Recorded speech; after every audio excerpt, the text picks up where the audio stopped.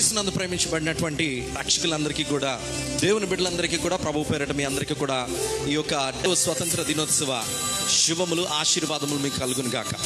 ప్రియమైనటువంటి దేవుని బిడ్డలారా, మరి ఈ యొక్క ప్రత్యేకమైనటువంటి సందర్భంలో అనేక మంది దైవజనుల ద్వారా మరి దేవుడు ఏర్పాటు చేసినటువంటి ఈ యొక్క దేవుని యొక్క మాటలు మరి నేటి పరిస్థితుల్లో మిమ్మల్ని ఎంతగానో ఆదరిస్తూ మరి మిమ్మల్ని ఎంతగానో మరి బలపరుస్తున్నాయని నేను మరి విశ్వసిస్తూ ఉన్నాను. ప్రియమైనటువంటి వారులారా, ఈ యొక్క ప్రత్యేకమైనటువంటి సమయంలో మరి ఈ కార్యక్రమంలో దేవుని యొక్క వాక్యాన్ని నేను పంచుకోవడానికి మరి ఈ యొక్క గొప్ప అవకాశాన్ని ఇచ్చినటువంటి దేవాతి దేవునికి మొట్టమొదటిగా నా స్తుతులు చెల్లిస్తూ ఉన్నాను. ప్రస్తుత పరిస్థితుల్లో దేవుని వాక్యం మన బ్రతికిస్తుంది. దేవుని వాక్యం మనకి శక్తిని, బలాన్ని, ధైర్యాన్ని ఇస్తుంది. మరి నీ వాక్యమే నన్ను బ్రతికిస్తుందని మరి దేవుని యొక్క భక్తుడు సెలవిస్తూ ఉన్నాడు. ప్రియమైన వారులారా, ఈ కార్యక్రమాన్ని వీక్షిస్తూ ఉన్నప్పుడు మరి మీకు అనేకమైనటువంటి ప్రశ్నలు రావచ్చు. ప్రస్తుతం మనం ఉన్నటువంటి సిచ్యువేషన్స్ చాలా క్లిష్టతరమైనది. వాస్తవానికి ఈరోజు ఉదయం నుంచి కూడా అనేక మంది దైవజనులు, అనేక మంది మరి దేవుని విశ్వాసులు, మరి అనేక మంది ప్రేయర్ వారియర్స్ ద్వారా మరి అనేకమైనటువంటి ప్రార్థనలు నిర్వహించబడుతున్నాయి. ఆన్లైన్ ద్వారా మనం చూస్తూ ఉన్నాం. అనేక మంది దేశం కొరకు, ఈ ప్రపంచం కొరకు వారు విజ్ఞాపన చేస్తూ ప్రభు ఎదుట మరి అనేకమైనటువంటి విజ్ఞాపనలు ఉంచుతూ ఉన్నారు. నిజమే, ఈ దినాల్లో మనకి అన్నిటికంటే ప్రాముఖ్యమైనటువంటిది ఏదంటే ప్రార్థన. ఎందుకనంటే ప్రేమైన వారులారా, దేవుని వాక్యం మనకి సెలవిస్తూ ఉన్నది. మరి 2వ దినవృత్తాంతాలు 7వ అధ్యాయం 14వ వచనంలో మనం చూస్తే, నా పేరు పెట్టబడిన జనులు తమ్మును తాము తగ్గించుకొని ప్రార్థన చేసి నన్ను వెదకి తమ చెడు మార్గములను విడిచిన ఎడల ఆకాశము నుండి నేను వారి ప్రార్థనను విని వారి పాపమును క్షమించి వారి దేశమును స్వస్థపరుస్తానని దేవుని వాక్యం సెలవిస్తున్నది. ఎంత అద్భుతమైనటువంటి మాటలు! ఈరోజు అనేక మంది దేశాధినేతలు, అనేక మంది శాస్త్రవేత్తలు ప్రస్తుతం మనం ఎదుర్కొంటున్నటువంటి పరిస్థితి నుంచి ఎలా బయటికి రావాలి అని అనేకమైన ఆలోచనలు చేస్తూ ఉన్నారు. కానీ ప్రియమైన వారులారా, చివరికి వారికి ఇంకను కూడా ఏమీ అర్థం కాని స్థితిలో చివరికి పెద్ద పెద్ద అగ్ర దేశాధినేతలే వారు చెప్తున్నటువంటి మాట ఏంటంటే, దయచేసి అందరూ కలిసి ఆ దేవునికి ప్రార్థన చేయండి అని చెప్తూ ఉన్నాడు. ఒక పెద్ద అగ్ర దేశానికి సంబంధించినటువంటి ఒక పెద్ద అధికారి, నాయకుడు ఏం చెప్పాడో తెలుసా? ఇక ఏం చేయలేకపోతున్నాం ఈ పరిస్థితి నుంచి, దయచేసి అందరూ ప్రార్థన చేయండి అన్నారు. నిజమే ప్రియులారా, ఈరోజు ప్రార్థన ఒక్కటే మన యొక్క సమస్యకి, మన యొక్క పరిస్థితికి జవాబు కలిగిస్తుంది. అందుకనే ఈ ఆగస్టు 15న ఈ యొక్క ప్రత్యేకమైనటువంటి ఈ యొక్క ఆల్ఫా ఆన్లైన్ చర్చ్ ద్వారా, మీ యొక్క కార్యక్రమం ద్వారా మీ ముందుకు వస్తూ ఉంటున్నాను. కొద్ది నిమిషాలు దేవుని వాక్యాన్ని మీరు అందరూ కూడా జాగ్రత్తగా వినాలని నేను మిమ్మల్ని అందరినీ కూడా ప్రేమతో ఆహ్వానిస్తున్నాను. దేవుని వాక్యంలోనికి వెళ్ళడానికి ముందుగా ఒక చిన్న ప్రార్థన చేసుకుందాం. స్తుతులకు పాత్రుడైనటువంటి మా పరలోకపు తండ్రి, ఈ యొక్క సాయంకాల వేళ ఈ ఆల్ఫా ఆన్లైన్ చర్చ్ ద్వారా అనేక మంది యావత్ ప్రపంచమంతటా కూడా అన్ని దేశాల నుంచి నాయనా ఈరోజు అన్ని రాష్ట్రాల ప్రజలు, అనేక మంది ప్రజలు ఈ కార్యక్రమాన్ని వీక్షిస్తూ ఉన్నారు. నీ వాక్యాన్ని వినడానికి నీ బిడ్డలు కూడా ఎంతో ఆసక్తితో ఉన్నారు తండ్రి. ఇది కేవలం తాత్కాలికంగా నాయనా కలిగినటువంటిది కాదు, కేవలం నీ చిత్తానుసారంగా జరిగినటువంటిదని మేము నమ్ముతూ ఉన్నాం. యవ్వన దైవజనుడు, నీ ప్రియ సహోదరుడు మరి సహోదరుని బట్టి నేను ఎంతగానో మేము స్తుతిస్తూ ఉన్నాం. మరి సహోదరుడు భరత్ గారిని బట్టి నేను మహింపరుస్తూ ఉన్నాం తండ్రి. నీ సహోదరుడు అనేక మందిని నశించిపోకుండా ఉండడానికి, వారిని రక్షించడానికి నీ కుమారుడు ఏర్పాటు చేసినటువంటి ఈ కార్యక్రమం ద్వారా ఈరోజు నాయన మీరు మమ్మల్ని నిలవబెట్టుకున్నందుకు వందనాలు. ఈరోజు నిలబడి నీ వాక్య సందేశాన్ని, నీ యొక్క అమూల్యమైనటువంటి మాటలను నీ బిడ్డలకు అందిస్తున్నటువంటి నన్ను మీరు బలపరచండి నాయన. మీ ఆత్మను నా మీద మీరు కుమ్మరించమని వేడుకొంచున్నాం. మీ కృపలో మీరు జ్ఞాపకం చేసుకోమని యేసు నామములో అడిగి వేడుకొంచున్నాం తండ్రి, ఆమేన్. Praise the lord. ఈ యొక్క ప్రత్యేకమైనటువంటి సమయంలో మీ అందరితో కూడా దేవుని వాక్యాన్ని పంచుకోవడానికి నేను ఎంతగానో సంతోషిస్తున్నాను. We are celebrating 74th independence day. Everybody wants freedom కదా. ప్రతి ఒక్కరికి కూడా ఈ యొక్క ఫ్రీడమ్ అనేటువంటిది అవసరం. How we will get the freedom? ఎలాగ ఈ స్వేచ్ఛని, ఈ యొక్క ఫ్రీడమ్ని మనం పొందుకోగలుగుతాం అని మనం జాగ్రత్తగా గమనించినట్లయితే ప్రియమైన వారులారా, ఈరోజు ప్రతి ఒక్కరు కూడా ఫ్రీడమ్ కావాలి అని అనుకుంటారు. వాస్తవానికి మన భారతదేశానికి స్వాతంత్రం వచ్చి 74 సంవత్సరాలు అయింది. ఈ 74 సంవత్సరాలు నిజమైనటువంటి స్వాతంత్రం భారతదేశానికి వచ్చిందా అని అంటే గనక నిజమే, భారతదేశానికి స్వాతంత్రం వచ్చింది. కానీ భారతదేశంలో ఉన్నటువంటి ప్రజలకి ఈరోజు దేవుని వాక్యానుసారంగా మనం చూస్తే ప్రియమైన వారులారా, ఒక మాట వ్రాయబడి ఉంది, సత్యం మిమ్మల్ని స్వతంత్రులుగా చేస్తుందని.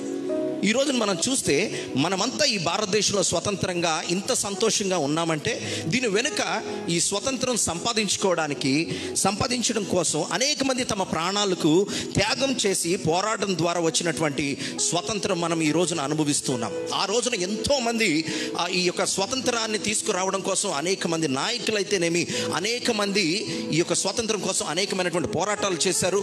అనేక మంది తమ ప్రాణాలను త్యాగం చేశారు. అనేక మంది తమ కుటుంబాలను పోగొట్టుకున్నారు. అనేక మంది రక్తాన్ని చిందించారు. అనేకమైనటువంటి శ్రమను పడి, అనేకమైనటువంటి నిందలు అవమానాలు పడి, జైలు పాలై చివరికి స్వాతంత్రాన్ని తీసుకొని వచ్చారు. వారందరూ ఆ రోజు త్యాగముతో, సమర్పణతో వారు కష్టపడ్డారు. కాబట్టి ఈ రోజున నిజంగా ఈరోజు స్వాతంత్రాన్ని ఈ రోజున మనం ఆగస్టు 15గా ఈరోజు మనం సెలబ్రేట్ చేసుకుంటూ ఉన్నాం. కానీ నిజంగా ఈరోజు స్వాతంత్రం సంపాదించామా అంటే గనక భారతీయులు బానిసలుగానే ఉన్నారని చెప్పాలి. యువత ఈరోజు చూస్తే ఈరోజు ఇంటర్నెట్కు బానిసలు అయిపోతూ ఉన్నారు. ఈ రోజున మహిళలు చూస్తే కనుక ఇంట్లో టీవీ సీరియల్స్కి అయితేనేమి, సినిమాలకి, ఇలాగ అనేకమైనటువంటి వాటికి బానిసలుగా ఉంటారు. ప్రజలు కొంతమంది అయితే మద్యపానానికి బానిసలుగా అయిపోతున్నారు. అంటే ఎక్కడ చూసినా అనేక రకాలైనటువంటి బానిసత్వం వచ్చేసి ఉంది అన్నటువంటి విషయాన్ని మనం గమనించాలి. ఎక్కడ చూసినా బానిసత్వం వచ్చేస్తున్నది అనేది. ఈ పాప బానిసత్వం అనేటువంటి వాటి నుంచి ఎప్పుడైతే మనం బయటపడతామో అప్పుడే నిజమైనటువంటి స్వాతంత్రం అని మనం చెప్పాలి. ప్రియమైనటువంటి వారులారా, గాంధీ గారు ఒక మాట చెప్పారు. మహాత్మా గాంధీ గారు ఆయన ఏం చెప్పారంటే, ఒక స్త్రీ ఎప్పుడైతే అర్ధరాత్రి ఒంటరిగా తన నడి రోడ్డు మీద నడుచుకుంటూ వెళ్ళగలుగుతుందో అప్పుడే నిజమైనటువంటి స్వాతంత్రం వచ్చినట్లు అని ఒక మాట చెప్పారు. ఇప్పుడు మనకు స్వాతంత్రం వచ్చిందా అంటే ఎటు చూసిన అన్యాయాలు, అక్రమాలు, దోపిడీలు మరి కలిగి ఉన్నట్లుగా మనం చూస్తున్నాం. మన భారతదేశం అభివృద్ధి చెందుతున్న దేశం అని మనం చెప్పుకుంటూ ఉన్నాం. కానీ ఏ విషయంలో అభివృద్ధి పొందుకున్నది అన్న విషయాన్ని చూస్తే మన భారతదేశంలో ఆకలి, మరణాలు ఎక్కువగా చూస్తున్నాం. మరి ఆత్మహత్యలు ఎక్కువగా మనం చూస్తున్నటువంటి సంఘటనలు చూస్తున్నాం. అత్యాచారాలు మనం చూస్తున్నాం. అనారోగ్యం రోజు రోజుకి పెరిగిపోతూ ఉన్నాయి. మరి ఈ రోజున ఇదేనా అభివృద్ధి? ఎప్పుడైతే వీటన్నిటి నుంచి విడుదల పొందుకుంటామో అప్పుడే మన భారతదేశానికి నిజమైన స్వాతంత్రం వచ్చిందని చెప్పవచ్చు. ఈ రోజున చూస్తే ప్రియమైనటువంటి వాళ్ళరా, ఈ రోజున ఇవన్నిటి నుంచి ఈరోజు ఎన్నో పరిస్థితులు గుండా భారతదేశం మనకు వెళుతూ ఉన్నది. మరి స్వాతంత్ర ఉద్యమం మనం చూస్తే అనేక మంది త్యాగాలు చేసి సంపాదించారు. కానీ అది కేవలం భారతదేశానికి మాత్రమే స్వాతంత్రం వచ్చింది. కానీ భారతదేశంలో ఉన్నటువంటి ప్రజలకు అనేకమైనటువంటి వాటి నుంచి ఈ రోజున మరి నిజమైనటువంటి స్వేచ్ఛ అన్నటువంటిది ఈరోజు పొందుకున్నామంటే అది ప్రశ్నార్థకంగా మిగిలిపోతుంది. స్వాతంత్ర సమరయోధులు త్యాగాలను జ్ఞాపకం చేసుకుంటాం, వారిని గౌరవిస్తూ ఉన్నాము, మరి సంబరాలు చేసుకుంటున్నాము. మంచిదే. నిజంగా ఇది మన జీవితాలకు సంతోషకరమైనటువంటి దినము అని మనం చెప్పుకోవచ్చు. అయితే రాజకీయ స్వాతంత్రం ఆత్మీయ బంధకాల నుండి విడిపించలేదు. ఆత్మీయ బంధకాల నుండి విడిపించకపోతే మన జీవితాలకు సార్థకత లేదన్నటువంటి విషయాన్ని జ్ఞాపకం చేసుకోవాలి. నిత్య జీవితంలో మరి నిత్య జీవంలోనికి మనకి ప్రవేశం లేదు అన్నటువంటి విషయాన్ని జ్ఞాపకం చేసుకోవాలి.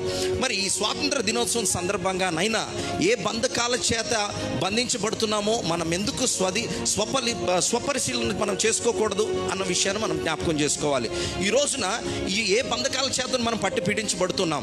ఈ రోజున చాలా మంది మనం చూస్తున్నాం, ఆత్మహత్యలు చేసుకుంటున్నటువంటి యవనస్తులు మనం చూస్తున్నాం. అనేక మంది సినీ తారలు ఈ రోజున అనేక మంది ఆత్మహత్యలు చేసుకుంటున్నారు.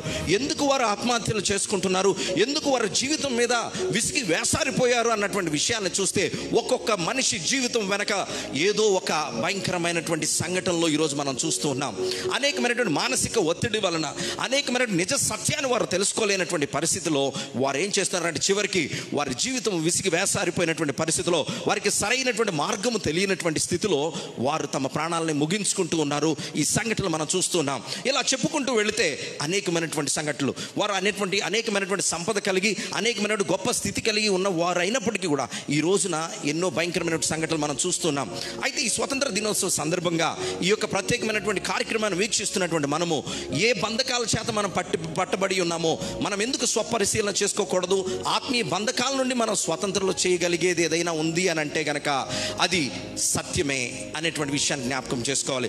సత్యం మనల్ని స్వతంత్రులుగా చేస్తుంది అని యోహాను సువార్త 8వ అధ్యాయం 32వ వచనంలో మనకి వ్రాయబడి ఉంది. నిజమే ప్రియులారా, సత్యం మనల్ని స్వతంత్రులుగా చేస్తుంది.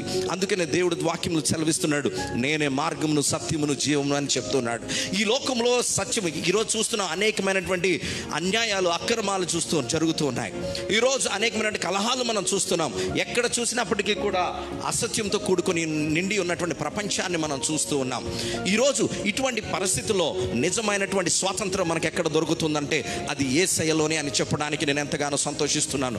ప్రియమైన వారలారా, ఈ కార్యక్రమాన్ని వీక్షిస్తున్నటువంటి నీవు, దేవుని వాక్యాన్ని వింటున్నటువంటి నీవు ఒక సత్యాన్ని గ్రహించాలి. ఆ సత్యం ఏంటంటే నీకు నిజమైనటువంటి సంతోషము, ఆనందము, సమాధానం నీ జీవితంలో కలగాలి అని అంటే కనుక అది ప్రభువులోనే అన్నటువంటి విషయాన్ని జ్ఞాపకం చేసుకోవాలి. ఎందుకో తెలుసా? సత్యం మనల్ని స్వతంత్రులుగా చేస్తుంది. ఏంటి ఆ సత్యం? What is truth? You know the truth. నీకు ఆ సత్యం ఏంటో తెలుసా? అయితే ఆ సత్యాన్ని నువ్వు తెలుసుకోగలిగినట్లయితే నిజమైన స్వాతంత్రాన్ని నువ్వు పొందుకోగలుగుతావు. సత్యం అంటే యేసు ప్రభువే సత్యం. యోహాను సువార్త 14వ అధ్యాయము 6వ వచనంలో చూస్తే ఆయన వాక్యమే సత్యమని మనకు వ్రాయబడి ఉన్నది. యోహాను సువార్త 17వ అధ్యాయము 17వ వచనంలో చూస్తే సత్యమై ఉన్న వాక్యము మనల్ని దేని నుండి స్వతంత్రం చేస్తుందంటే పాప బంధకాల నుండి మనని విడిపిస్తుంది అన్నటువంటి విషయాన్ని జ్ఞాపకం చేసుకోవాలి. నువ్వు ఈరోజు విడిపించబడడానికి సిద్ధంగా ఉన్నావా? నువ్వు విడిపించబడ్డావా? ఈ రోజున మనము దేవుని వాక్యం మనల్ని దేవుని నుండి దేనిని మన సత్యమై ఉన్న వాక్యము మనలను దేని నుండి స్వతంత్రులు చేస్తుందంటే పాప బంధకాల నుంచి మనని స్వతంత్రులు చేస్తుంది. ప్రియమైన వాళ్ళరా, దేవుని వాక్యాన్ని వింటున్నటువంటి నీవు మరి ఈ సత్యాన్ని గ్రహించాలి. ఈరోజు నువ్వు విడిపింపబడ్డావా? ఇప్పటికే ఆత్మీయ బంధకాల నుండి విడిపింపబడితే నీ జీవితం ధన్యం అనేటువంటి విషయాన్ని జ్ఞాపకం చేసుకోవాలి. అయితే ఒక్క మాట ప్రియమైనటువంటి సహోదరుడా, ఈ ఒక్క మాటను గమనించండి. లెక్కలేనంత మంది నశించిపోతుండగా వారిని గూర్చిన భారం నీకుందా? నీ బాధ్యత గుర్తుందా? ఈరోజు అనేక మంది నశించిపోతున్నారు. ఈరోజు అనేక మంది ఈరోజు నశించిపోతూ అకాల మరణాలతో వారు తమ జీవితాలను ముగిస్తూ ఉన్నారు. ఈ తరుణంలో దేవుని బిడ్డగా, ఒక క్రైస్తవ విశ్వాసిగా నీకు ఈ యొక్క నశించిపోతున్నటువంటి ఈ ప్రపంచం పట్ల, నశించిపోతున్నటువంటి నీ యొక్క గ్రామం పట్ల, నశించిపోతున్నటువంటి నీ యొక్క రాష్ట్రం పట్ల, నశించిపోతున్నటువంటి నీ దేశం పట్ల నీకు అట్టి భారం నువ్వు కలిగి ఉన్నావా? నీ దేశం పట్ల నీకు అట్టి భారం నువ్వు కలిగి ఉన్నావా? ఇప్పటికే ఆత్మీయ బంధకాల నుంచి నువ్వు విడిపించబడితే నీ జీవితం ధన్యం. అయితే నీ ఒక్క మాట మనం గమనించాలి. లెక్కలేనంత మంది నశించిపోతున్నప్పుడు వారిని గురించినటువంటి భారం మనకు ఉన్నదా అనేటువంటి విషయాన్ని ఈరోజు నీ బాధ్యతని గుర్తు చేస్తున్నాను. అయితే జాగ్రత్త గమనించండి. మీకు ఈ ప్రత్యేకమైన సమయంలో ఒక ఉదాహరణ నేను ఒక చెప్పాలని, ఒక విషయాన్ని మీకు తెలియచేయాలని నేను కోరుతున్నాను. జాన్ హైడ్ అనేటువంటి ఇంగ్లాండ్ నుండి ఇండియాకి మిషనరీగా వచ్చాడు ఒక ఆయన పేరు జాన్ హైడ్. ఆయన ఇంగ్లాండ్ నుంచి ఇండియాకు మిషనరీగా వచ్చి ప్రసవ వేదనతో ఇండియా రక్షణ కొరకు ప్రార్థన చేశాడట. ఎంతో కొన్ని వేల కిలోమీటర్ల దూరం నుంచి భారతదేశానికి మరో దేశం నుంచి ఒక వ్యక్తి భారంతో వచ్చి భారతదేశ ప్రజల గురించి భారంతో ప్రార్థన చేయగలిగాడు అని అంటే గనక, ప్రియమైన వారలారా, జాగ్రత్త గమనించండి. ఈ రోజున భారతదేశం పట్ల ఇతర దేశస్తులకి ఎటువంటి భారం కలిగి ఉన్నదో, అతని ఎంతగా ప్రార్థన చేశాడంటే అతని మోకాళ్ళ ప్రార్థనతో ఆయన వేసుకున్నటువంటి ప్యాంటుకు రంధ్రాలు పడిపోయేటండి. అంత మోకాళ్ళంగి అతను ప్రార్థన చేస్తున్నప్పుడు ఆయన ఎంత భారభరితంగా ఎంతసేపు ప్రార్థన చేశాడో కానీ అతని యొక్క మోకాళ్ళు ఆ యొక్క ప్యాంటుకి రంధ్రాలు పడిపోయాయట.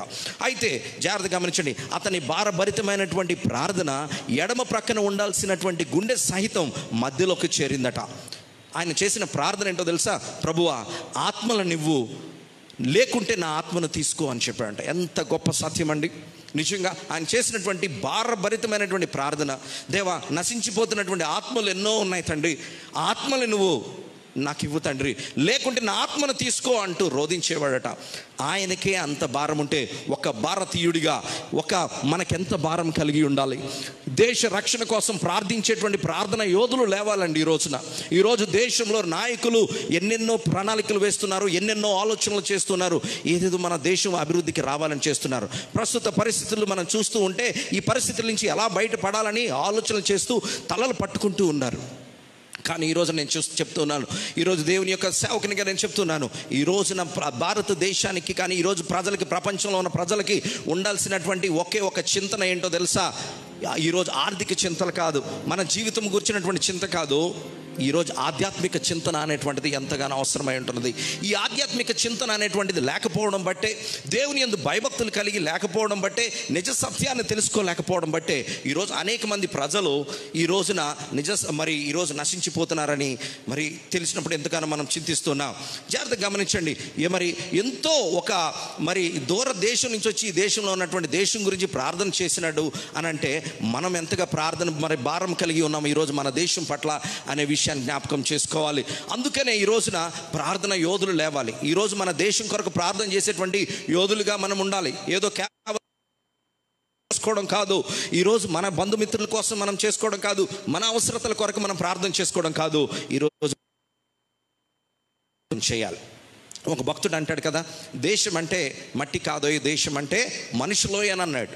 ఈ రోజున దేశం అంటే ఎవరనంటే మనుషులు. ఈరోజు కోవిడ్ కరోనా మహమ్మారి ఉంది అని అంటే కనుక ఈ రోజున ఎక్కడో దేశం నుంచి ఈరోజు మనం ఉంటున్న ఊరికి, గ్రామానికి అది వచ్చేసింది అని అంటే కనుక జాగ్రత్తగా గమనించండి. ఎక్కడో ఉన్న దేశంలో పుట్టి ఈ రోజున నువ్వున్న చోటికి వచ్చింది అని అంటే కనుక మరి ఈ రోజున ఈ దేశం కొరకు నువ్వు ప్రార్థించాల్సిన అవసరం లేదా? కేవలం నా ఊరిలో, నా వీధి, నా కుటుంబం బాగుండాలని నువ్వు ప్రార్థన చేస్తే ఎలా? ఈరోజు నువ్వు దేశం కొరకు ప్రార్థన చేయాలి. ఎందుకు ప్రార్థన చేయాలనంటే దేశం అంతా మంచిగా ఉంటే నీ కుటుంబం బాగుంటుంది, నీ కుటుంబం బాగుంటే నువ్వు బాగుంటావు. కనుక నీ సత్యాన్ని గ్రహించాలి. అందుకనే మనం ప్రార్థన చేయాలి. ప్రపంచం బాగుండాలి, మన దేశం బాగుండాలి, నా రాష్ట్రం బాగుండాలి, నా జిల్లా బాగుండాలి, నా ఊరు బాగుండాలి, నా యొక్క వీధి బాగుండాలి, నా కుటుంబం బాగుండాలి, అందరూ మంచిగా ఉండాలి, అందులో నేను ఉండాలి అని మనం కోరుకోవాలి. అందుకనే ప్రార్థన చేయాలి. అందుకనే ప్రియమైన వారలారా, ఈ రోజున మనం ప్రార్థించలేకపోతున్నాం కాబట్టి, దేవునికి దూరంగా ఉంటున్నాం కాబట్టి ఈరోజు భయంకరమైనటువంటి పరిస్థితులు మనం ఎదుర్కోవాల్సినటువంటి పరిస్థితి మనకు వస్తూ ఉన్నది.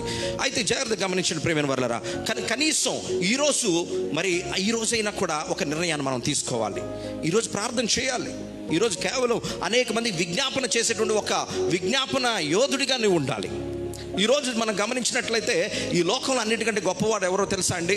ఎన్నో కోట్లు సంపాదించినటువంటి వ్యక్తి కాదు, ఈరోజు ఎన్నో పేరు ప్రతిష్టలు సంపాదించుకున్నటువంటి వ్యక్తి కాదు. కానీ ఈరోజు ఎవరు నిజమైనటువంటి గొప్ప వ్యక్తి అంటే నేను చెప్తున్నాను, ఈరోజు నీ కొరకు నువ్వు ఒక శ్రమలో, ఒక ఇబ్బందిలో ఉన్నప్పుడు నీ కొరకు ప్రార్థన చేసేటువంటి 10 మంది యోధులు నీ వెనక ఉన్నారనంటే అంతకంటే గొప్ప ధన్యత లేదు. నీ వెనక ఉన్నటువంటి కోట్లు నిన్ను బ్రతికించలేవు, నీ వెనక ఉన్నటువంటి పేరు ప్రతిష్టలు నిన్ను బ్రతికించలేవు. కానీ నీ వెనక ఉన్నటువంటి అనేక మంది చేసే ప్రార్థన ఫలితం వలన నువ్వు ఈ రోజున బ్రతికించబడతావు. ఈ రోజు మనం చూస్తున్నాం నేటి పరిస్థితులు ఎంత భయంకరంగా ఉన్నాయో.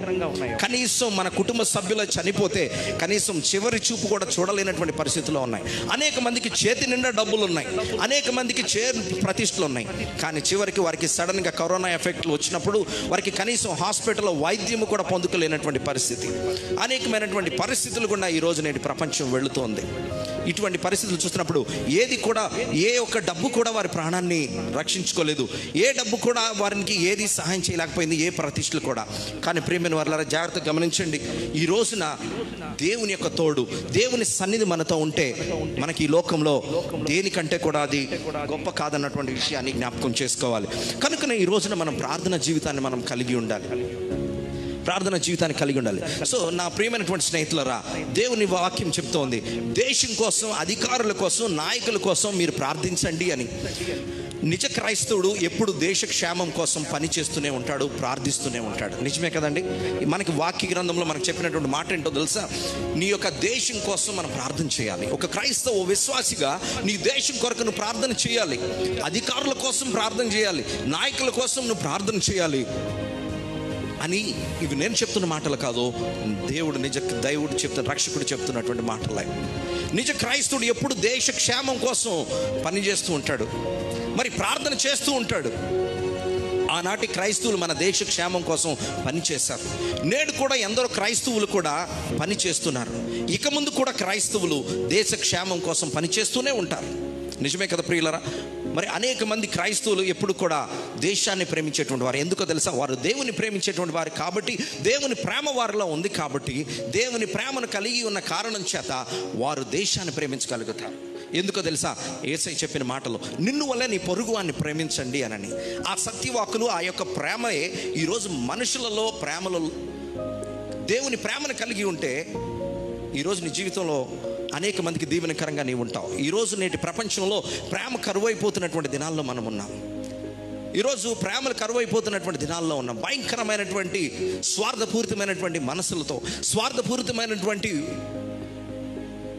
కార్యాలు చేస్తూ ఈరోజు అనేక మందికి హాని చేసేటువంటి వారిగా ఈరోజు మరి నిలబడి ఉంటున్నాం. ఈ విషయాన్ని మనం చూస్తున్నాం. ప్రియమైన వారలారా, ఈరోజు నేటి పరిస్థితుల్లో చూస్తూ ఉంటే సొంత భార్య తన భర్తని హతమార్చినటువంటి సంఘటనలు చూస్తున్నాం. సొంత కన్న బిడ్డలే తమ తల్లిదండ్రుల్ని హతమార్చినటువంటి పరిస్థితులు మనం చూస్తున్నాం. సంటి బిడ్డల్ని హతమార్చినటువంటి సంఘటనలు చూస్తున్నాం. టీవీ ఛానల్ ఆన్ చేస్తే భయంకరమైనటువంటి సంఘటనలు, ఎక్కడో ఎప్పుడో టీవీ ఛానల్లో చూసే సంఘటనలు ఈరోజు కళ్ళ ముందే జరుగుతున్నటువంటి ఈ విషయాలన్నీ, ఈ సంఘటనలన్నీ చూస్తూ ఉంటే నీకేమనిపిస్తోంది? ఎక్కడికి వెళ్తుంది దేవుని ప్రేమ? దేవునితో సహవాసం కలిగి ఉంటే, దేవుని ప్రేమ నీలో ఉన్నట్లయితే నువ్వు ఇతరులను ప్రేమించగలుగుతావు. నువ్వు ఎప్పుడైతే నువ్వు ఇతరులను ప్రేమించగలుగుతావో నీ దేశాన్ని ప్రేమించగలుగుతావు. అందుకనే ఇక్కడ చెప్తూ ఉన్నది. సో దేశ క్షేమం కోసం క్రైస్తవుడు పని చేస్తూనే ఉంటాడు. సో చాలామంది ప్రియ స్నేహితులారా, చాలామంది మనం గమనించినట్లయితే మరి ఇక్కడ మనం చూసినట్లయితే భారతదేశ స్వాతంత్రం ఉద్యమంలో అనేక మంది క్రైస్తవ బిడ్డలు మరి పాల్గొన్నారు. అనేక మంది ఆనాడు ఎంతోమంది మరి ఈ యొక్క స్వాతంత్ర సమర దీంట్లో పార్టిసిపేట్ చేశారు. వాళ్ళందరూ చూస్తే వారందరూ కూడా దేశం పట్ల ఉన్నటువంటి ప్రేమ, దేశం పట్ల ఉన్నటువంటి భక్తి వారిని దేశానికి మంచి చేయడానికి అన్నట్లుగా మరి వారికి ఆ మనసును కలిగించింది. ఈరోజు మనం చూస్తే అనేక మంది ఈ యొక్క స్వాతంత్ర ఉద్యమంలో పాల్గొన్నారు. అనేక మంది దేవుని ప్రేమ కలిగినటువంటి వారు ఈ దేశానికి మంచి చేశారు. ఈ దేశం కాని వారు కూడా ఈ దేశానికి మంచి చేశారు. ప్రియమైన వారులారా, జాగ్రత్తగా గమనించండి. మన యొక్క భారతదేశం ఎంత గొప్ప దేశం అంటే అనేకమైనటువంటి మతాల వారు, అనేకమైనటువంటి ఏ కుల మత భేదాలు లేకుండా అందరూ కలిసి ఒక కుటుంబంగా జీవించేటువంటి దేశం మన భారతదేశం. How God bless India. మన భారతదేశాన్ని దేవుడు ఎంతగా దీవించాడంటే ప్రియమైన వారులారా, ఈరోజు గమనించండి. ఈరోజు ఒక పోస్ట్ ఆఫీస్ని విలియం కేరీ ద్వారా మనకు వచ్చింది. విలియం కేరీ అన్నటువంటి ఒక వ్యక్తి ద్వారా మనకి ఈ పోస్ట్ ఆఫీస్ వచ్చింది. అలాగే బ్యాంకింగ్ సిస్టమ్ అనేటువంటిది విలియం కేరీ ద్వారా మనకు వచ్చింది. ఒకప్పుడు ఈ బ్యాంక్స్ అనేటువంటి లేని సమయంలో మరి ఒక షావుకారి దగ్గర వెళ్ళి డబ్బులు దాచుకునేటువంటి వారు, షావుకారి వాళ్ళని మరి మోసం చేసేటువంటి వాడు. అప్పు తీసుకుంటే ఎంతో ఎక్కువ రాసి అతను కాకుండా మరి అతను ఎంతో ఎక్కువ రాసుకొని మరి అతని పిల్లలకు మాత్రమే కాకుండా అతని పిల్లలు తన దగ్గర బానిసలుగా ఉండేటువంటి రీతిలో అగ్రిమెంట్ రాయించుకునేటువంటి వారు. అటువంటి పరిస్థితిలో బ్యాంకింగ్ సిస్టమ్ను తీసుకొచ్చినటువంటి వాడు విలియం కేరీ. ఆనాడు బ్రాహ్మణులు, క్షత్రియులు మరి వారు మాత్రమే చదువుకునేటువంటి వారు. అలాంటి సంస్కృతం నుంచి మరి అటువంటి పరిస్థితి నుంచి ఈ యొక్క విలియం కేరీ ఏం చేశాడో తెలుసా? అలాంటప్పుడు సంస్కృతం నుంచి ఇంగ్లీష్ డిక్షనరీని తయారు చేసినటువంటి వాడు విలియం కేరీ. బెంగాల్ రాష్ట్రంలో మొట్టమొదటిసారి లైబ్రరీని స్థాపించినటువంటి వాడు విలియం కేరీ. భారతదేశానికి లైబ్రరీని పరిచయం చేసిన వాడు విలియం కేరీ. సతీ సహగమనం మీకు అందరికీ కూడా తెలుసు, మనం అందరం కూడా చదువుకున్న పాఠ్య భాగాల్లో. ఆనాడు తన భర్త చనిపోతే భర్తతో పాటు కూడా భార్యని కూడా సజీవ దహనం చేసేటువంటి వారు. అటువంటి సాంప్రదాయంలో ఉన్నటువంటి పరిస్థితుల్లో ఆ యొక్క సంఘటన విలియం కేరీ చూశాడు. ఒక భర్త తన భర్తని అక్కడ చితి మీద పడుకొని పెట్టినప్పుడు ఈ భార్య కూడా పరిగెట్టుకుని వెళ్ళిపోయి తన భర్తతో పాటు ఆ యొక్క అగ్నిలో ఆహుతి అవ్వడానికి సిద్ధపడి వెళుతున్న సందర్భంలో విలియం కేరీ వెళ్ళి ఆమెని బ్రతిమాలుకున్నాడు. అమ్మా, నువ్వెందుకు చనిపోతున్నావు? నువ్వు చనిపోవద్దు అని చెప్పాడు. వెంటనే ఆ యొక్క సహోదరి తన మాట వినలేదు. లేదు, నేను ఎంతగానో ప్రేమించినటువంటి నా భర్త చనిపోయాడు, ఇక ఈ లోకంతో నాకు పని లేదు, నేను కూడా అతనితో పాటే నా యొక్క జీవితాన్ని నేను ముగిస్తానని ఆ యొక్క మహిళ పరిగెట్టుకుని అక్కడికి వెళ్ళిపోతున్నప్పుడు ఆహుతి తన భర్తతో పాటు కూడా మరి ఆ యొక్క పరిస్థితిని చూసినప్పుడు విలియం కేరీ చలించిపోయింది. ఈరోజు ఒక వ్యక్తి పట్ల ఇంత ప్రేమ, ఒక వ్యక్తి పట్ల ఇంత ప్రేమ కలిగి ఉంది అని అంటే దానికి కారణం ఏంటంటే దేవుని ప్రేమను కలిగి ఉన్న కారణం చేత. ఒకరి పట్ల బాధ్యత, ఒకరి పట్ల ప్రేమ. ఆనాడు విలియం కేరీ ఆ యొక్క సంఘటన చూశాడు. మరి ఏం చేశాడో తెలుసా? అలాంటి సమయంలో విలియం కేరీకి రాజా రామ్మోహన్ రాయ్ అనేటువంటి వ్యక్తి పరిచయం అయ్యాడు. మనందరికీ కూడా తెలుసు రాజా రామ్మోహన్ రాయ్ గారు. ఇద్దరు కలిసి పోరాటం చేశారు ఈ యొక్క పరిస్థితి మీద. లార్డ్ విలియం బెంటిన్కి ఆ రోజుల్లో వాళ్ళు ఒక వినతి పత్రం ఇచ్చారు, దీన్ని ఎలాగైనా ఆపాలి అన్నటువంటి విషయంతో. ఆ ప్రయత్నంలో, ఆ సంఘటనలో వాళ్ళ యొక్క ప్రయత్నాలు అన్నీ కూడా ఫలించి శనివారం సాయంత్రం తాకీదు విడుదల అవుతుంది. ఒక రోజున శనివారం సాయంత్రం ఆ యొక్క తాకీదు వీళ్ళ యొక్క ప్రయత్నాలు ఫలించి దీన్ని స్టాప్ చేయాలని ఒక తాకీదు వీళ్ళకి విడుదలవుతుంది. సతీ సహగమనాన్ని భారతదేశంలో బ్రిటిష్ ప్రభుత్వం నిషేధించింది. బ్రిటిష్ వాళ్ళు మంచి కూడా చేశారు ఆ యొక్క దినాల్లో. ప్రేమైన వాళ్ళ జాతి గమనించండి, బ్రిటిష్ వాళ్ళు మంచి కూడా చేశారు. ఆ రోజు William Carey, he also reverend William Carey ఈయన ఒక పాస్టర్ గారు కూడా నెక్స్ట్ డే తన యొక్క ఆదివారంలో చర్చిలో తన సందేశాన్ని అందించాలి. ఆ సమయంలో అతను తన వాక్యాన్ని సిద్ధపడుతూ ఉన్నటువంటి సమయం, ఆ వాక్యం సిద్ధపడుతూ ఉన్నప్పుడు అతని దగ్గరికి ఆ తాకీదు వచ్చేటప్పటికి సాయంత్రం ఆలస్యంగా వచ్చింది. నెక్స్ట్ డే ఆయన ప్రసంగం ప్రిపేర్ అవుతున్నాడు, వాక్య సందేశం అందించాలి.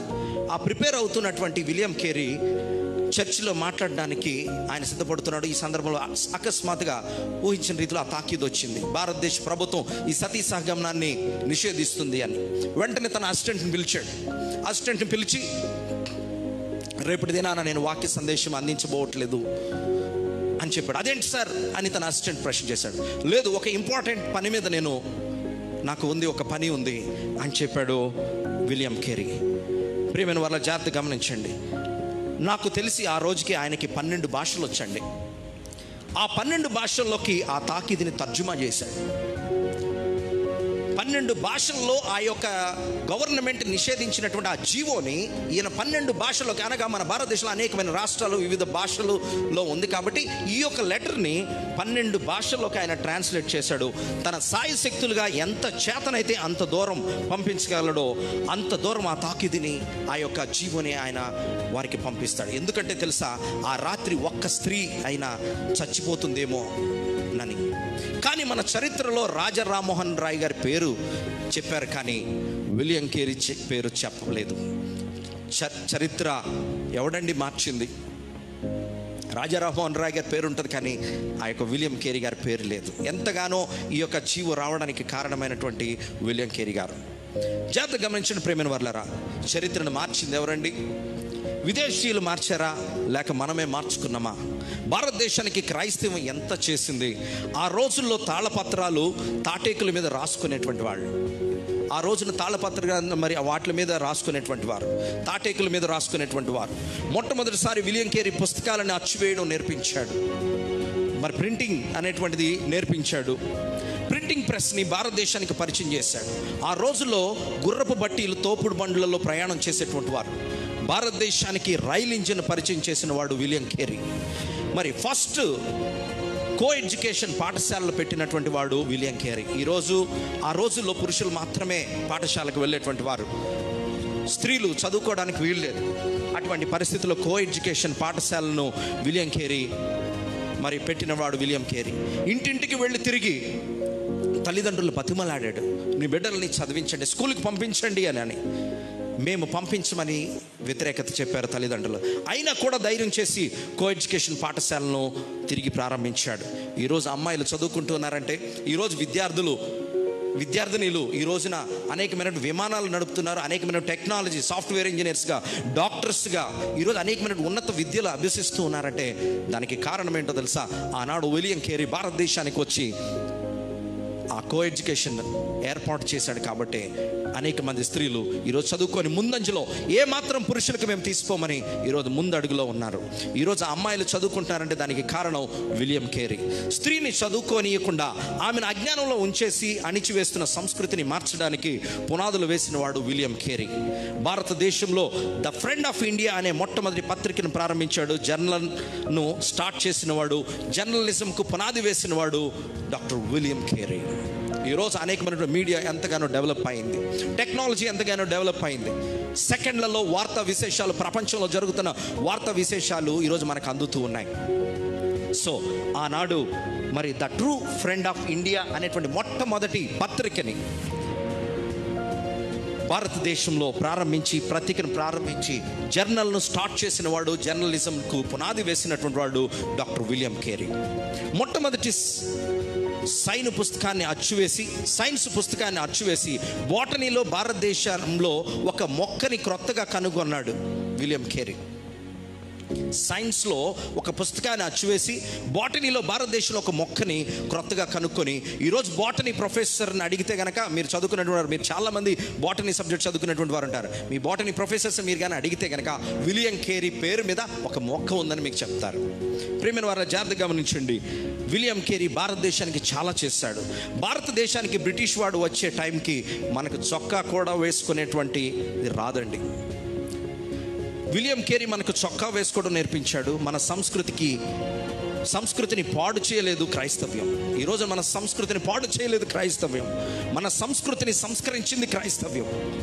యేసుక్రీస్తు ప్రేమ విలియం కేరీ కలిగి ఉన్నాడు కాబట్టి ఈరోజు దేశం కాని దేశానికి వచ్చి ఈ దేశం పట్ల, ఈ దేశాన్ని మార్చాలి అన్నటువంటి ఉద్దేశంతో, ఒక మంచి చేయాలన్న ఉద్దేశంతో వచ్చినట్టుగా చూస్తున్నాం. ఇవన్నీ చూస్తూ ఉండగా తన వ్యక్తిగత జీవితంలో భయంకరమైనటువంటి పరిస్థితులు ఎదుర్కొన్నాడు. బిడ్డ జ్వరం వచ్చి చచ్చిపోయాడు. వెనక్కి వెళ్ళిపోదాం అని భార్య తన భర్త అయినటువంటి విలియం కేరీని అడిగింది. విలియం కేరీ సస్యమిరా అని కుదరదని అన్నాడు. ఆమెకు కోపం వచ్చింది. విలియం కేరీ మాట వినడం లేదని ఆమె మడింది. ఆమెకు పిచ్చి ఎక్కింది. అతన్ని చంపడానికి కూడా ప్రయత్నం చేసింది. మీకు తెలుసా, భారత గడ్డపై కాలు పెట్టిన విలియం కేరీ మళ్ళీ ఎప్పుడు కూడా ఇంగ్లాండ్ తిరిగి వెళ్ళలేదు.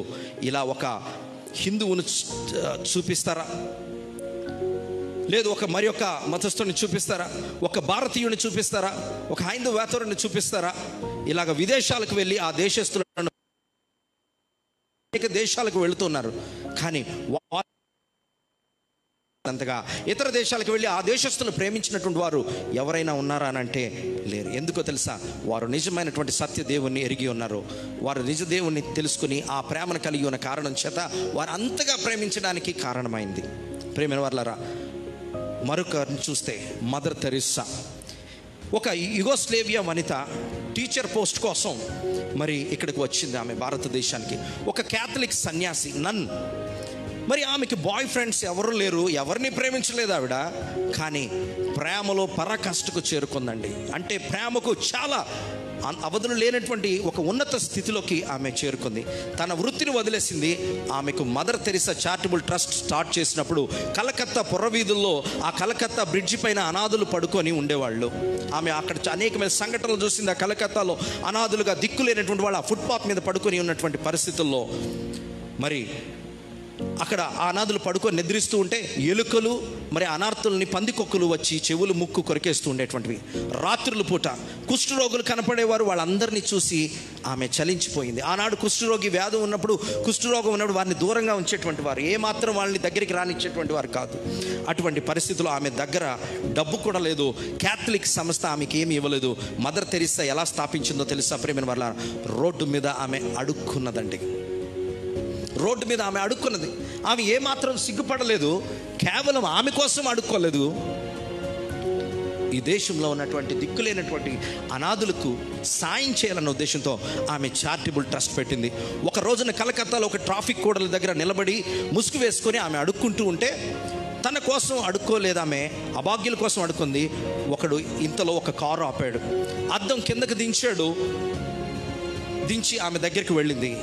వెంటనే ఆమె ముఖం మీద ఆయన ఉమ్మి వేసి కారు అద్దం వేసుకొని ఆయన వెళ్ళిపోయాడు.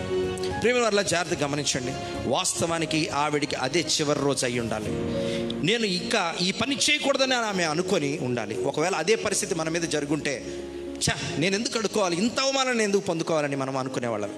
కానీ ఆమె ఉమ్మిని ఇలా తుడుచుకొని ప్రక్కకు వెళ్ళి మళ్ళీ అడుక్కోవడం ప్రారంభించింది. ఆత్మ గౌరవాన్ని చంపుకొని ఒక రోజున మరి ఆమె అలా చేస్తూ సాగింది. ఒకనొక రోజున కులదీప్ నాయర్ అనేటువంటి జర్నలిస్ట్ ఈమెను ఇంటర్వ్యూ చేస్తూ ఉన్నాడు. కులదీప్ నాయర్ అనేటువంటి ఇతను మరి ఆ వ్యక్తి ఈ యొక్క మదర్ తెరెసాని ఇంటర్వ్యూ చేస్తూ ఆయన ఒక ప్రశ్న వేశాడు. How could you do this అని అడిగాడు. నువ్వు ఎలా చేయగలిగావు? ఒక సంఘటన జరిగిందట్టు కదా, ఈ సంఘటన ఇంతగా నువ్వు ముఖం మీద ఉమ్మి వేస్తే ఆ ఉమ్మిని తుడుచుకొని నువ్వు ఎలా పక్కకు వెళ్ళగలిగావు? ఇంతగా నువ్వు ఇతరుల కొరకు నువ్వు ఎలాగా అన్నీ తగ్గించుకొని నువ్వు ఎలాగ భిక్షమెత్తుకుంటూ అడుక్కుంటున్నావు అని అడిగినప్పుడు, ఇంత గొప్ప సేవ ఎలా చేయగలుగుతున్నావు మదర్ తెరెసా అని అడిగినప్పుడు ఆమె ఒక నవ్వు నవ్విందట. ఆమె చెప్పిన మాట ఏంటో తెలుసా? జీసస్ అన్నదట. Hallelujah, praise the lord. దానికి కారణం యేసయ్య అని ఆమె చెప్పింది. నేను ఈ పని చేయగలుగుతున్నానంటే, వీరిని ఎంతగా ప్రేమించగలుగుతున్నానంటే, నా యేసే నన్ను ప్రేమించాడు, నేను ఇతరులను ప్రేమించగలుగుతున్నానని. నిజమే ప్రియులారా, నిన్ను వల్ల నీ పొరుగు అని ప్రేమించు అన్నటువంటి మాటలు తీసుకొని ఆమె దేవుని ప్రేమను కలిగి ఉన్న కారణం చేత ఇతరులను ప్రేమించగలిగింది. యేసుక్రీస్తు ప్రేమ ఈ దేశాన్ని పునీతం చేసింది, ఆశీర్వదించింది. మన దేశానికి కాకపోతే ఇంకెవరికి కావాలండి యేసు? వీరిని స్ఫూర్తిగా తీసుకొని నీ తోటి మతస్థులకు ఇలాంటి నిస్వార్థపూరిత సేవ చేయాలని మనము గ్రహించాలి. మీ ద్వారా ఈ దేశాన్ని దేవుడు బ్లెస్ చేయాలని ఆశపడుతున్నాడు. దినవృత్తాంతాలు 7వ అధ్యాయము, 2వ దినవృత్తాంతాలు 7వ అధ్యాయము 14వ వచనం. ఈరోజు జాగ్రత్తగా గమనించండి ప్రియమైన వారలారా. ఆనాడు విలియం కేరీ కావచ్చు, ఇంకా అనేక మంది మిషనరీస్, మదర్ తెరిసా, వీరందరూ అనేక మంది కుష్ఠరోగుల్ని, అనేక మంది దిక్కులేనటువంటి వారిని, అనేకమైనటువంటి వ్యాధులతో బాధపడుతూ ఉన్నప్పుడు ఒక మిషనరీస్గా వాళ్ళ దగ్గరికి వచ్చి వారికి ట్రీట్మెంట్ ఇచ్చి వారిని స్వస్థపరిచి మరి హీల్ చేసినట్టుగా మనం చూస్తూ ఉన్నాం. ఈరోజు మన దేశం ఉన్నటువంటి పరిస్థితుల్లో ఒక భారతీయుడిగా, ఒక ప్రభువుని ఎరిగినటువంటి బిడ్డగా, ఒక దేవుని బిడ్డగా ఈరోజు నీ మీద కూడా ఒక బాధ్యత ఉన్నది అన్న విషయాన్ని జ్ఞాపకం చేసుకో. ప్రియమైన వారలారా, ఈరోజు దేవుడు నీకు ఒక బాధ్యతను అప్పగిస్తున్నాడు. అది నీ యొక్క రెస్పాన్సిబిలిటీ. అదేంటో తెలుసా? ఈరోజు ప్రపంచమంతా కూడా గడగడలాడిపోతుంది. కోవిడ్-19 కరోనా మహమ్మారి. ఎప్పుడు కూడా ఇట్లాంటి భయంకరమైనటువంటి పరిస్థితి మనం చూడలేదు. అకస్మాత్తుగా లాక్డౌన్స్ వేశారు. ఎక్కడ ఉన్న వాళ్ళు అక్కడే. ఆఫీసులు, స్కూల్స్, కాలేజెస్, షాపింగ్ మాల్స్, మనిషి ఎంతో విలాసవంతంగా జీవించే ప్రతిదీ కూడా ఆగిపోయింది. ఎప్పుడు కూడా ఊహించలేదు.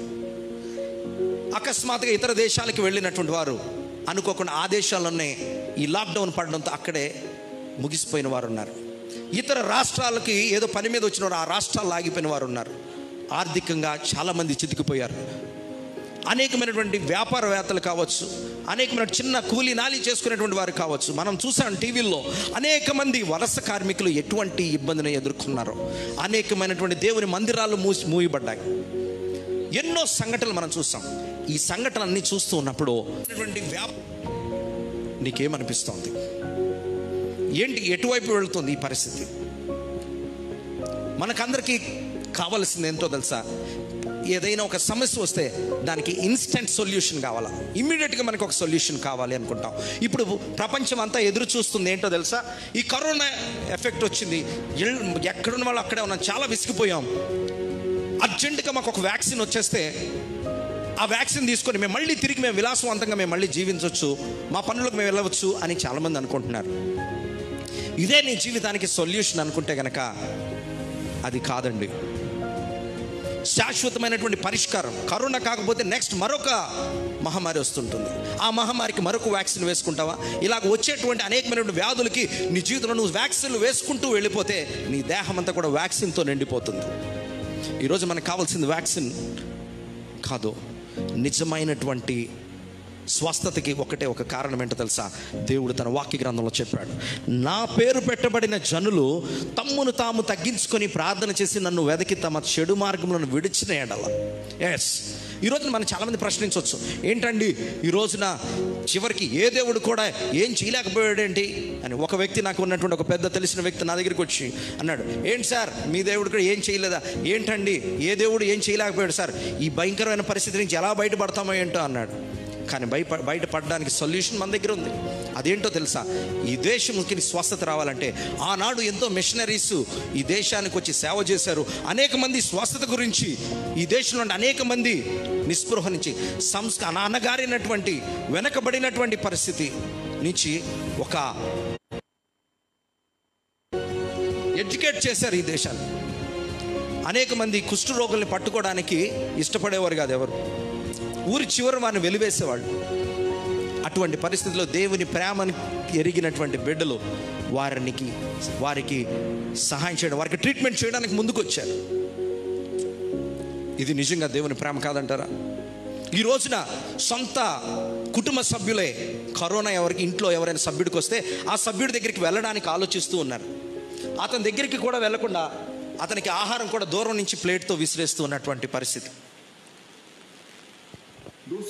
ఈ రోజున కనీసం వారి యొక్క డెడ్ బాడీలు కూడా తీసుకొని చూడలేనటువంటి పరిస్థితులు మనం చూస్తున్నాం, టీవీలో చూస్తూ ఉన్నాం. కానీ ప్రియమైన వారి జాగ్రత్తగా గమనించండి, ఆనాడు ఆ కుష్ఠరోగం కూడా, ఇంకా ఎన్నో వ్యాధులు కూడా ఇలాంటివే. కానీ అటువంటి పరిస్థితుల్లో దేవుని ప్రేమను కలిగి వారి దగ్గరికి వచ్చి సేవా పరిచయం చేసి స్వస్థతని అనేక మందిని హీల్ చేశారు. కానీ ఈ రోజున ఈ దేశం, ఈ ప్రపంచం స్వస్థత కావాలి అని అంటే కనుక ప్రేమ వారిల జాగ్రత్త గమనించండి. దేవుని వాక్యానుసారంగా నేను మాట్లాడుతున్నాను. నా పేరు పెట్టబడిన జనులు అని అంటే ఎవరో తెలుసా? ఈరోజు నువ్వు దేవుని ఎరిగినటువంటి బిడ్డ, రక్షించబడినటువంటి బిడ్డగా, దేవుని బిడ్డ అయినటువంటి నీవు ఈరోజు నా నిజమైనటువంటి క్రైస్తవ విశ్వాసిగా ఈరోజు నువ్వు ఏ రీతిగా జీవిస్తున్నావు? దేవునికి వ్యతిరేకమైనటువంటి జీవితాన్ని నువ్వు జీవిస్తున్నావా? దేవునికి దూరంగా ఉంటున్నావా? దేవునిలో సగం, మరి పాపం ఈ లోకంలో నువ్వు సగం జీవిస్తున్నావా? బిజీ లైఫ్లో నువ్వు ఉన్నావేమో, దేవునికి సమయాన్ని ఇవ్వలేనటువంటి స్థితిలో నువ్వు ఉన్నావేమో. ఈ రోజున ఒక్కసారి జ్ఞాపకం చేసుకో. నేను చాలా బిజీగా ఉన్నానండి అని అంటాం. ఈరోజు నీకు అటువంటి బిజీ లైఫ్ని, ఒక ఉన్నతమైనటువంటి స్థితిని, ఒక పొజిషన్ ఇచ్చింది ఆ దేవాతి దేవుడు కాదా? ఆ ఒక మంచి పొజిషన్ ఇచ్చిన తర్వాత దేవుణ్ణి విడిచిపెట్టి ఈరోజు నువ్వు దూరంగా వెళ్ళిపోతున్నావేమో, ఈరోజు దేవుని మర్చిపోతున్నావేమో. ప్రియమైన వారలారా, దేవుని మర్చిపోతే నీకు శ్రమ వస్తుంది అన్న విషయాన్ని జ్ఞాపకం చేసుకో. అందుకనే దేవుడు ఏం చెప్తున్నాడో తెలుసా? నా పేరు పెట్టబడిన జనులు తమ్మును తామును తగ్గించుకొని ప్రార్థన చేసి నన్ను వెతికి తమ చెడు మార్గములను విడిచిన ఎడలా. ఈరోజు మన జీవితాన్ని మార్చుకోవాలండి. ఈ లాక్డౌన్ సమయాల్లో అందరం ఇళ్లలో కూర్చున్నాం కదా, ఒక్కసారి జీవితాన్ని ప్రశ్నించుకోండి. మన జీవితం ఎలా ఉంది? ఇటువంటి పరిస్థితులు చూశాక కూడా మన జీవితంలో ఒక మార్పు రాకపోతే మన జీవితం వృధా. మన జీవితాల్లో ఒక చేంజ్ రావాలి. ఒక నూతన జీవితాన్ని మనం ఆరంభించాలి. ఒక న్యూ లైఫ్ని మనం ప్రారంభించాలి. అనేక మంది దైవజనులు ఎన్నో వర్తమానాలు మనకు అందిస్తూ ఈ లాక్డౌన్ టయాల్లో మనని ధైర్యపరుస్తూ, మనకి నిజ సత్యాన్ని తెలియజేస్తూ ఉన్నారు. ఈ ఆల్ఫా ఆన్లైన్ చర్చ్ ద్వారా అనేక మంది దైవ సేవకులు వాక్యాన్ని అందిస్తూ ఉన్నారు, వింటూ ఉన్నాం. ఈ రోజున టెలివిజన్స్ ద్వారా, యూట్యూబ్స్ ద్వారా, వాట్సాప్ ద్వారా, ఫేస్బుక్, సోషల్ మీడియా ద్వారా, అనేకమైనటువంటి ప్రసార మాధ్యమాల ద్వారా దేవుడు మాట్లాడుతూ ఉన్నాడు. దేవుని వాక్యము కరువయ్యేటువంటి దినాలకు వస్తూ ఉన్నాం. ఎప్పుడైనా ఊహించామా ఈ రీతిగా మందిరాలు ఆగిపోతాయని? ఈ రోజున మందిరాలు మూయబడి ఉన్నప్పటికీ కూడా ఈ ఆన్లైన్ ద్వారా దేవుని వాక్యాన్ని వినగలుగుతున్నాం. కానీ ఒకనొక రోజున ఈ టెక్నాలజీ ఆగిపోతే ఏం చేస్తాం? సమయం ఉండగానే మనం ఇల్లును చక్కపెట్టుకోవాలి. అందుకనే దేవుడు ఇస్తున్నాడు. ఒకటే జ్ఞాపకం చేసుకోనండి, ప్రతి దినము కూడా నీ జీవితంలో దేవుడు ఇస్తున్న ఒక అవకాశం అని నువ్వు జ్ఞాపకం చేసుకోవాలి. ప్రేమైన వారు, ఈ రోజున ఎంతోమంది మనకంటే ఉన్నతమైనటువంటి వారు, మనకంటే జ్ఞానం కలిగినటువంటి వారు, మనకంటే కూడా మంచి ఆరోగ్యం కలిగినటువంటి వారు చాలామంది ఉన్నారు. అకస్మాత్తుగా వారు మరణించట్లేదా? ఈరోజు ఎంతమంది ప్రాణాలు పోగొట్టుకుంటున్నారు. ఉదయం లేస్తే కొన్ని వేల మంది తమ ప్రాణాలు పోగొట్టుకుంటూ ఉన్నటువంటి వారిని మనం చూస్తూ ఉన్నాం. ఇవన్నీ చూస్తూ ఉన్నప్పుడు నీలో నిజంగా ఒక మార్పు రావటం లేదా? నీ జీవితం ప్రభువుకి ఇవ్వాలి. నీ హృదయంలోనికి దేవుని ఆహ్వానించాలి. దేవునికి నువ్వు ఒక నిజమైనటువంటి దేవుని బిడ్డగా నువ్వు మారాలన్నటువంటి ఒక నిర్ణయం నువ్వు తీసుకోవాల్సిన అవసరం ఎంతగానో ఉన్నది. ప్రార్థన, దేవునితో సహవాసం చేయడానికి నువ్వు ఎంత సమయాన్ని ఇస్తూ ఉన్నావు? ఈ రోజున అకస్మాత్తుగా మనతో మాట్లాడుతున్న వ్యక్తులు రేపటికి మాయమవుతున్నారు, కనుమరుగవుతున్నారు. ఈ రోజున ఎప్పుడు ఏ వ్యక్తికి ఎప్పుడు ఎలా ఎవరికి మరణం సంభవిస్తుందో ఎవరికి కూడా తెలియదు. ఒక్కసారి మనం వెళ్ళి చూస్తే ఈ క్వారంటైన్, కోవిడ్ ఈ యొక్క సెక్షన్స్లోకి వెళ్ళి చూస్తే వాళ్ళ యొక్క బాధ ఎంత భయంకరంగా ఉంటుందో మనం చూడవచ్చు. తిరిగి ఒక్కసారి అడ్మిట్ అయినటువంటి పేషెంట్ సజీవంగా తన ఇంటికి వెళతాడా అన్నటువంటిది ఎవరికి కూడా తెలియదు. ఎంతోమంది అద్భుతమైన పరిచర్య చేసినటువంటి వాళ్ళు, అనేక మంది గొప్ప దేవుని నశించిపోతే అనేక మంది ఆత్మలను రక్షించినటువంటి వ్యక్తులు అకస్మాత్తుగా తమ ప్రాణాలు పోగొట్టుకున్నటువంటి సంఘటనలు మనం చూడట్లేదా? ఇటీవల జరిగినటువంటి భయంకరమైనటువంటి ఒక హాస్పిటల్ అగ్నికి ఆహుతైంది. దాంట్లో దైవజనులు తమ ప్రాణాలు పోగొట్టుకున్నారు. ఇలా చెప్పుకుంటూ పోతే ఎన్నో ఎన్నో సంఘటనలు మనం చూస్తున్నాం. ఎన్నో దేశాల్లో అకస్మాత్తుగా అగ్ని ప్రమాదాలు. ప్రకృతి దేవుడు ఒక మాట చెప్తున్నాడండి, దేవుని మాటను మనం ఒకవేళ ఆయన్ని ప్రేమించినటువంటి బిడ్డగా, ఆయన స్వరూపం మందు చేయబడినటువంటి బిడ్డలుగా మనము దేవుని మాటను వినకపోతే ఆయన ఉపయోగించుకునేటువంటి ఒకే ఒక ఆయుధం ఏంటో తెలుసా? ఆయన సృష్టించినటువంటి ఈ యొక్క సృష్టి. ఈ రోజున దేవుని బిడ్డగా మనం ఆయన మాటను మనం వినకపోవచ్చు, కానీ సృష్టి ఆయన మాటను వింటుంది. ఆ సృష్టి ద్వారానే దేవుడు అనేకమైనటువంటి కార్యాలు చేయడం ద్వారా దేవుడు నీలో ఒక మార్పు తీసుకురావడానికి ఆయన ముందుకు వస్తాడు. సో ప్రియమైన వారలారా, మన జీవితాలను ప్రభుకి సమర్పిద్దాం. ఈ వాక్యాన్ని వింటున్నటువంటి నీవు, వాక్యాన్ని వీక్షిస్తున్నటువంటి నీవు, ఇదేదో తాత్కాలికమైనటువంటి మాటలుగా తీసుకోవద్దు. ఉదయం ఆన్ చేస్తే ఎంతోమంది దైవజనులు వాక్యం చెప్తూ ఉన్నారు. వారికి ఏదో టైం పోకనో, వారికి ఏవి తోచుకో వారు ఈ ఆన్లైన్ ద్వారా దేవుని వాక్యాన్ని చెప్పట్లేదు. ఏ విధము చేతనైనా కొందరినైనా రక్షించవాలనని వారు భారము కలిగినటువంటి వారిగా ఈరోజు అట్టి భారముతో ఈరోజు వారు వాక్యాన్ని అందిస్తూ ఉన్నారు. సో దేవునికి దగ్గర అవ్వాలి. ఈ లోకంలో ఇది అశాశ్వతమైనటువంటి లోకంగా మనం గుర్తెరగాలి. దేవుని కొరకు నిజ సాక్షులుగా మనం జీవించాలి. అట్టి కృపను దేవుడు మనకి అనుగ్రహించాలి. సో ప్రియమైన వారలారా, మన దేశాన్ని మనం దేవుని ప్రేమించినటువంటి వారంగా మన దేశాన్ని మనం ప్రేమించాలి. సో నిజ సత్యాన్ని తెలుసుకోవాలి. నిజమైనటువంటి శాంతి, సమాధానము, నిత్య పరలోక రాజ్యానికి మనం చేరాలి అని అంటే కనుక అది నిజ రక్షకుడైనటువంటి యేసయ్యలోనే. ఈరోజు యేసయ్యలో మనకి నిజమైన ఆనందం మనకు కలుగుతుంది, నిజమైనటువంటి రక్షణ మనకు కలుగుతుంది. చివరి దినాల్లో మనం ఉన్నామని గుర్తెరగాలి. చివరి దినాల్లో మనం ఉన్నామని గుర్తెరగాలి. ఈ రోజున ఒక దినం నీ ఉదయాన్నే గడుస్తుందంటే ఈ దినం నాకు ప్రభువు ఇచ్చినదని నువ్వు గుర్తించాలి. ఈ సెకండ్ నాకు ప్రభువు ఇచ్చినదని గుర్తించాలి. ఈ గంట నాకు ఈ ప్రభువు ఇచ్చినదని నువ్వు గుర్తించాలి. అటు రీతిగా నువ్వు ప్రభుకి నీ జీవితంలో నువ్వు నమ్మకమైనటువంటి విశ్వాసగా, గొప్ప ప్రార్థనా పరుడుగా ఉన్నట్లయితే గనక నీ జీవితంలో నువ్వు ఫలించగలుగుతావు.